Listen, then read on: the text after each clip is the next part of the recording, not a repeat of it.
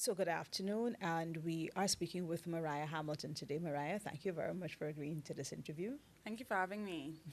Now, Mariah, I know that lots of persons viewing this interview would have remembered you, as the young lady who they contributed to getting to Howard. Um, it has been 4 years. I mean, many persons may not, well, they can't imagine that 4 years is finished. I can't imagine. What they could you just explain to us, what that experience was like? Um, I would say grounding, um, public, inspirational, um, motivational. It felt like a, a, a season of success in some way. Um, yeah, I think that's a good culmination. It was quite public, but also quite motivational. It felt good for something to finally come to light after just having so much aspirations. Yeah. Now, you were pursuing civil engineering with a minor in computer studies. Could you explain to us whether it was challenging, if you were able to, breeze past the classes, what it is that pushed you every day? Yeah.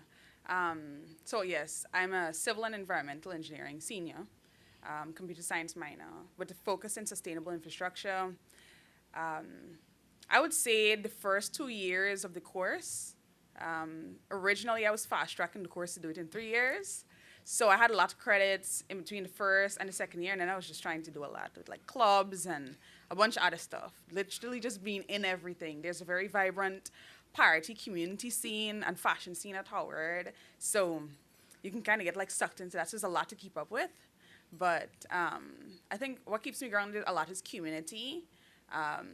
And kind of just like remembering myself and my goals. I also like to work along with people. I work along with my Jamaican workmate, Mario. I don't know if Mario can see this. But yeah, we kind of just lock in and we know that we need to like get to our goal, which is, for the most part, always keeping up high grades. Or we'd say we just got to get an A. Not in the sense of just like getting over the grade, but always performing high or being high performance. So yeah, it wasn't too difficult after the second year because I slowed down my credits and then I decided to do 4 years. Well, uh, because of some administrative back and forth. So yeah, So that 4 years comes to an end in May. in May, yes, What can we expect from you after that? yes. So after May, I have a small gap period between then and when I head to China. At the end of August to Tsinghua University under the Schwarzman Scholars Program. For as a short summary, Schwarzman Scholars is basically a prestigious global scholarship offered to just about 150 students worldwide. And I was selected as the first Guyanese in the 10 years of the program. It's a program that is a master's in global affairs, and it's at China's #1 university. So very excited for that. What was the feeling like for you hearing that you were among the 150 who, would be traveling to China for this scholarship? Yeah, very surreal. I was watching the program for a while, but I can remember like writing in my journal maybe 2 weeks before, and I was talking with my mentor the whole time. And I was like, I don't know, this is a lot to put together because I started my application late. And I don't know, I just wrote in my journal, I was like, I don't know if I'll get this. The application is due in 11 days, but I just feel to my stomach. It felt like a program that was meant for me or like curated for me. It's very entrepreneurial, it's global, it's development focused. Yeah, it's very niche and not overly academic. So I just thought it was a perfect program for me. So when I heard, I was like, this is just perfect. This is godsend. So did you consider applying for other programs, other master's programs, or were you just fixated on this one? Oh, no, yeah. I didn't apply for any other programs. I was like, if it's not Schwarzman, I'm probably just going to work because I was like, I don't want to do another master's program if it's not Schwarzman. So yeah, I just kind of had my eyes, tunnel vision on that experience. So, at the end of the year, are we going to be seeing you back in Guyana working, or are you considering working outside of Guyana? Yeah. I think after Schwartzman, the program is very work oriented and networking oriented. I usually say it's networking on steroids, because there's just so much interaction with officials and obviously students from 150 different countries. So that's also a wide networking opportunity. Not everybody's at the undergrad level. We have like med students, people that work in municipalities, in Dubai and India. So you just really just never know. They say to like keep your expectations low as to what plans you'll have after Schwartzman. And so I've been doing that. I do intend to come back to Guyana. Will it be immediately after? I still don't know because this is like, it's 10 months in China. With, again, people from all over, meeting people from everywhere. So I think I'll see where, not where the wind takes me, but where passion takes me. So, but I'll be back in Guyana for sure. What, well, I shouldn't say what. I know that you said that the getting a scholarship to Howard was grounding for you. Um, Getting the Schwartzman scholarship was also, exciting and something that you have been looking forward to. But looking back at, young Mariah, is this something that you had in your mind that this was your path? Oh no. Oh no, no, no, no, no. Definitely, I didn't have that at the back of my head. I've always wanted to do something that matches my energy, matches my personality, matches my passion, which is in and around development, especially Guyana's development. I think that we're just so resource filled. There's so many opportunities here. And we're such a beautiful country that I think that we deserve that kind of advancement, and I want to help with that. For as it relates to my masters, I probably did think I would do a master's program, but maybe at the moment not in global affairs. But global affairs is very centered around again development, and understanding culture and community and kind of using those tools to really for advancement. And so I think in some ways I did have that at the back of my mind. Now, we are doing this interview in Women's History Month. Next week is going to be, Sunday is going to be International Women's Day. I mean, seeing all that you have done, seeing all that women have been able to achieve, over the years, what is that like for you? Yeah, I think it's so important. I think the other day I saw, I think it was the new president of Cote d'Ivoire, one of these West African countries, and she was walking along. She just looked like so pristine, so beautiful. I was like, wow, I could look like that. She was in a nice pantsuit, like I'm wearing right now.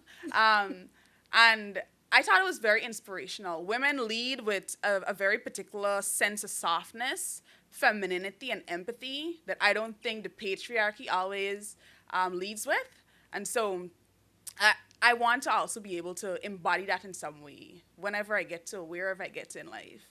And along the way, I do so a lot with, at Howard, with the e-boards, we plan like abroad trips and other small volunteering trips. So I try my best to lead with that level of empathy. And I think that's a real superpower for women in leadership. What would your advice be to any young girl who is going to be looking at this interview? Yeah, I would say, the same message from my campaign, Homeless to Howard, Dare to Dream. There is no limits to what you could do. When I was at QC, I was the only girl in my physics class and the only girl in my green engineering class. And for green engineering, I merited for CAPE. So it really says something about sometimes being the outlier and being the anomaly. There's a lot of strength in that. You can gather a lot of strength and perseverance and resilience from being the only one, and in this case, a woman. Support. What could you tell us, about your community that would have given you the support you needed to not only get you to Howard, to not only see you going to China to pursue your masters, but also being there when the times when you're down, what does that community, mean to you? Yeah, community means everything to me.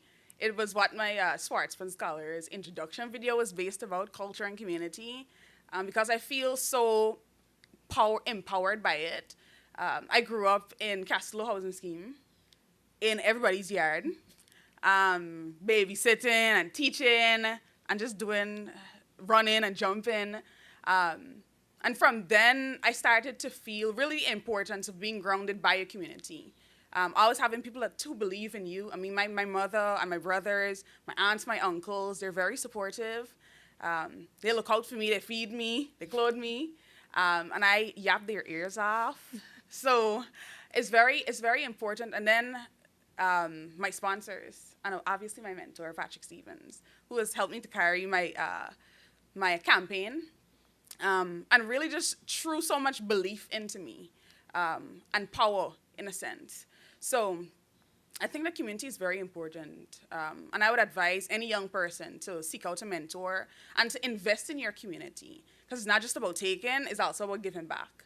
I tried to do a lot of that with community service, but I haven't been able to do as much as I'd like to do in Guyana. And so not only in a professional sense, but also on a very standard community basis, I intend to give back. Right, you're back home. I mean, it's for a short period, but what it is you're doing, during this period? Yes. So I decided to come home for a spring break to, number one, see Guyana's development, see my family, and also to, in some sense, prepare myself and prep myself mentally, in terms of development and in terms of where we are right now for when I go to China. The program is fashioned and structured for global leaders. And so I'd really like to take some of what I've learned over the 4 years at Howard with community projects, local projects, with Engineers Without Borders, the community organization that I am aligned with, such as garden beds or community gardens that we give out to community members in food deserts around DC. Abroad projects that we do, which are volunteer trips. So we've been to Peru, Dominican Republic. This year we're planning a trip to Kenya, which is a water borehole project for a small community in Kenya. Those experiences have really shaped how I look at development, and how I look at my role in development as an engineer, as someone who is trained as an engineer, and also somebody who is community-minded, and grounded in really developing what I see. So I wanted to come back to Guyana to really connect with the people who are making those changes right now, the companies who are really involved in that, in advancement for our country right now. This morning we met with Mr. Sheikh Bash, who is the CEO of GWI, to learn more about what infrastructure and projects that they're doing here, since a lot of my degree was focused on that. And we have a couple other companies lined up this week. Mm-hmm. So what was I know you said that the experience was good, but if you were to, compare, what you saw in the different countries that you went, how would you describe that for us? How would I describe that? Yeah. The development that you would have seen in the different countries that you visited. Yeah. So over the past 2 years, I've mostly worked in very rural communities.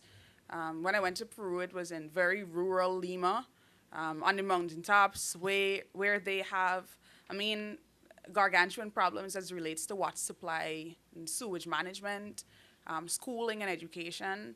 And so we did a structural project to build a stairs up a mountain, which sounds very, in some ways, trivial, but to get the stairs is how they get water, and to get water is how they get verification for land. And so, it really taught me how connected very small projects and very small things and access in your community is. So I think it really altered the way that I look at development and sustainability.